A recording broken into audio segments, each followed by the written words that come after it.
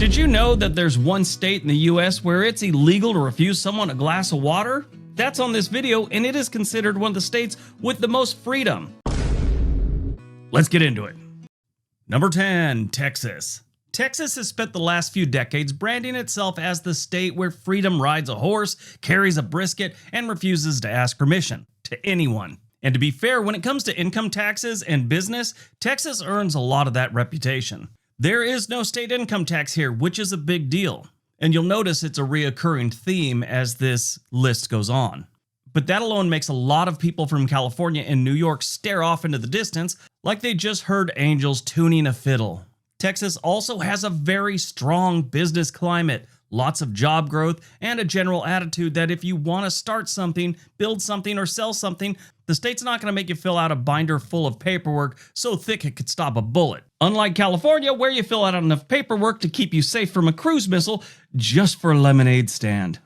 But Texas isn't quite as free as people might think. The Cato Institute's Freedom Index points out that Texas performs very well economically, but much weaker when it comes to personal freedom, especially around criminal justice, the weed, gambling, and some other personal liberty issues. In other words, Texas is free in a start your business and buy a ranch kind of way, but not always as free as do whatever you want, nobody cares if you don't hurt anyone kind of way. Still, for people fleeing high-tax states, Texas looks pretty attractive.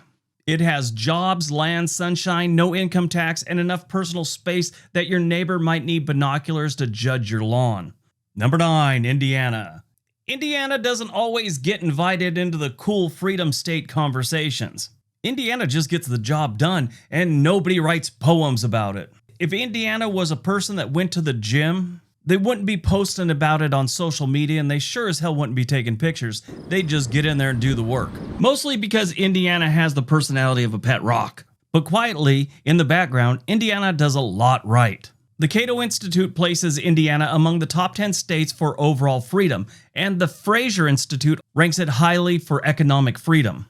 That means Indiana may not be as flashy, but it gives residents a pretty decent combination of lower regulatory BS. It isn't trying to reinvent your life every legislative session. It's also a strong state for people who want stability. Housing is still relatively affordable compared to much of the country. Small businesses have an easier way to go. They don't have to fight through the bureaucratic jungle with a machete and a name drop. And once you get outside their metro area, there's very much a mind-your-own-business culture. Number 8, Oklahoma. Oklahoma is interesting because it always gets the same freedom state hype as places like Texas, Florida, and Tennessee. It's like the quiet guy at a barbecue who owns 6 businesses, pays cash for everything, and somehow knows how to fix everything with an engine made since the 1940s. The Fraser Institute ranks Oklahoma high for economic freedom, putting it near the top among North American states and countries. And that's a big reason it makes this list. Oklahoma tends to be friendly to business, relatively affordable, and less obsessed with regulating every square inch of your daily life. From guns to over-the-top conspiracies, they let you drown in both of them. The state's also made some moves on personal freedom over the years, which is great. The Cato Institute notes that Oklahoma has gained ground on personal freedom due to changes involving gun rights, weed laws, booze freedom, and criminal justice reform. That gives you a little more balance than some states that are economically free but socially strict enough to make a church lady embarrassed for them. Oklahoma still has its problems. Rednecks, tornadoes, education, healthcare, and rural properties are not small issues. But if the category is where does the government leave you alone most of the time, Oklahoma deserves a place on that list. Now the real thing that sucks is you have to live in Oklahoma to live those freedoms, and Oklahoma kind of blows. Number 7, Tennessee. Tennessee has become one classic, I'm done with high taxes and nonsense relocation states. People move here for lower taxes, cheaper living, warmer weather, and the general feeling that Nashville is booming while parts of California are busy regulating the shadow of your duplex. Tennessee has no state income tax, which is a major draw like we've already talked about. It also tends to score well economically and has long performed strongly in freedom rankings. Cato specifically notes that Tennessee is one of the states that has historically done well and remains in the top 10 overall. For retirees, business owners, remote workers, and people who don't want to pay state income tax for the privilege of sitting in traffic, Tennessee has curb appeal. The state gives off a strong handle your own business vibe, especially outside the big metro areas. But there's a catch. There's always a catch. Tennessee is stronger on economic freedom than personal freedom, and the Cato Institute places it among the states that do well economically, but not well when it comes to personal freedom. So Tennessee is not a libertarian wonderland where bald eagles personally notarize your independence papers. It's more like, keep your taxes low, run your business, own your property, and try not to ask too many weird questions. Number 6, Idaho. Idaho has become the unofficial escape hatch for people who want mountain space, lower regulations, and fewer conversations about whether their compost bin needs municipal approval. If you ask too many questions about composting in Idaho, eventually you're going to run into someone that says, it's trash, just put it in the can and put it on the street, you frickin' hippie. The Fraser Institute also ranks Idaho very high for economic freedom. That's a big deal. Idaho has built a reputation as a state where business is relatively easy and taxes aren't as crushing as places on the coast. And the government usually isn't trying to micromanage every corner of your life. Idaho's appeal is simple. People want land, safety, outdoor access, and fewer rules. That's why it has attracted so many transplants from other states, where buying a house in those states may require either generational wealth or a pack with a suspicious woodland spirit.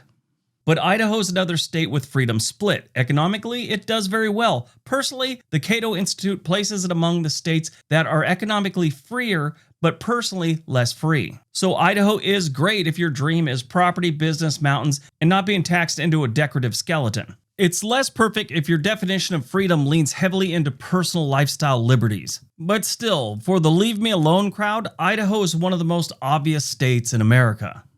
Number 5, Arizona. Arizona is one of those states that feels like it was designed by someone who wanted sunshine, space, and fewer people asking me what I'm doing in that shed with a chainsaw. The Cato Institute ranks Arizona as the 5th freest state overall. It also notes that Arizona has seen major improvements since 2010 and became especially strong in educational freedom and regulatory reform.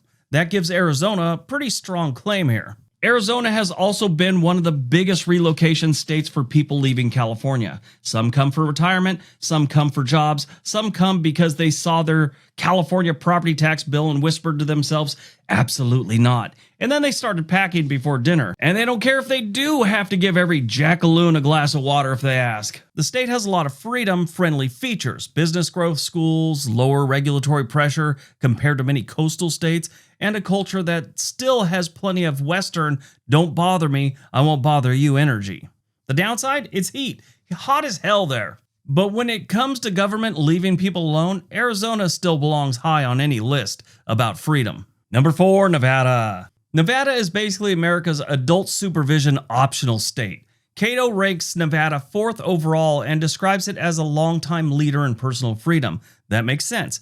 Nevada has built an entire state identity around the idea that adults are adults, money is money, and if you want to make questionable decisions under neon lights, that's between you, your wallet, and whatever happened after midnight. There's no state income tax. That alone puts Nevada on the freedom map. But Nevada also stands out because it's just economically loose and has a broader personal liberty streak than many states that talk a big game about freedom but quietly keep the rule book under the couch. I mean, since forever, it's been one of the only states that allowed gambling that wasn't on a reservation. Of course, you also have the freedom to buy hourly company if you want. I mean, outside of Clark County. You could have any firearm you want in this state just about. It's incredible. I saw years ago there was a service or an experience you could have, whatever, excursion, and you could go fly around on a helicopter and shoot targets in the desert with a machine gun. People paid a lot of money to do this when they could have just joined the army like I did and get to do it for free, to the point where you don't want to do it anymore. Nevada is also friendly for business, especially compared to neighboring California. That's one reason so many people and companies have looked across the border and thought, wait, I can keep more money and have fewer headaches?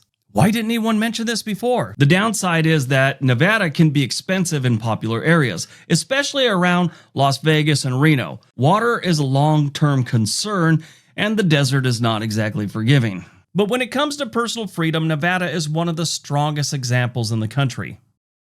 Number 3, South Dakota. South Dakota is what happens when a state looks at big government and says, no thanks, we got wind, cows, and enough gravel roads to hide from the paperwork. Cato ranks South Dakota 3rd overall for freedom. The Fraser Institute also ranks it pretty high for economic freedom. It also has, guess what? No state income tax, a low-key regulatory environment, and a strong reputation for being friendly to businesses and personal independence. Now, South Dakota is not for everyone. This place has pretty rough winters. Like I tried to ride a motorcycle someplace in winter and my crotch got stuck to the seat. But if you want low taxes, light regulation, and a government that generally doesn't hover over your daily life like a drone with a clipboard, South Dakota is one of the best options in America, and that's part of the reason it's become so popular over the last handful of years. Even with the harsh winters, people are moving to South Dakota because it's like you could live a life there without being under the thumb of the man every single day. I like South Dakota, I like winter, I don't know why I'm not living there. I think I'd prefer Wisconsin over that, but it's a great option. Number 2, Florida. Florida is one of the biggest freedom magnets in the country, and not just because people like to live near palm trees and watch alligators casually become neighborhood celebrities. A lot of people like to move there so they can watch the evening news and hear things that some dude did and think, yeah, I'm a lot smarter than that guy. Cato always ranks Florida in the top 5. It has since forever for fiscal policy. It also points out that Florida's improvements over the last decade or so has been driven mostly by fiscal policy, including lower government consumption, taxes, and debt. That's always the big draw. No state income tax. Most states that have no income tax are also a very popular state, which totally makes sense. I've never known a single person in my entire life that's excited on April 15th. A strong economy, a large retirement base, business-friendly policies, and a state culture that often markets itself as a place where people go when they're tired of being told what to do by colder, more expensive states. Florida's not as cheap as it used to be, so let's not be under any illusion there. It has gotten expensive, and if you watch this channel long enough, you know the insurance costs are a mess in this state. Housing prices in many areas have jumped astronomically. Traffic in some places feels like a group punishment. And if you decide to buy real estate near the coast, Mother Nature occasionally reminds everyone who actually owns this place. But when people say that they're moving for freedom, taxes, and fewer restrictions, Florida is usually near the top of their list. It's become the national poster child for, I left my old state and kept more of my paycheck.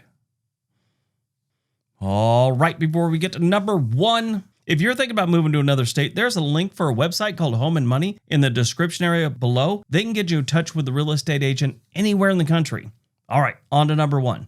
And number 1, New Hampshire. Yes, New Hampshire. New Hampshire is the king of this list, and honestly, its state motto does a lot of the heavy lifting.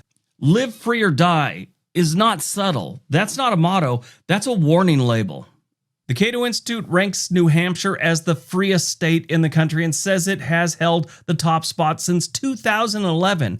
The index also notes that New Hampshire sets the highest freedom score recorded in the 21st century. Fraser also ranks New Hampshire as the most economically free state or country in North America. New Hampshire's freedom recipe is pretty simple. No broad-based state income tax, no general sales tax, relatively strong property rights, a political independent streak, and a culture that treats the government with suspicion.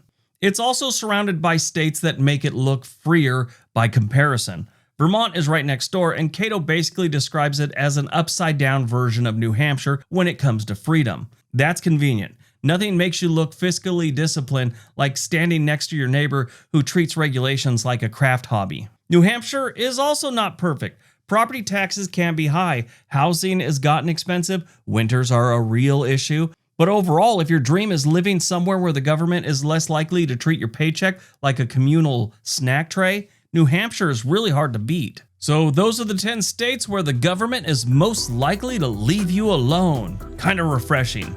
All right, if you like this video, you'll probably like this one right here. It's about 100 places you need to visit before you take the long dirt nap. Everybody have a great day. Be nice to each other.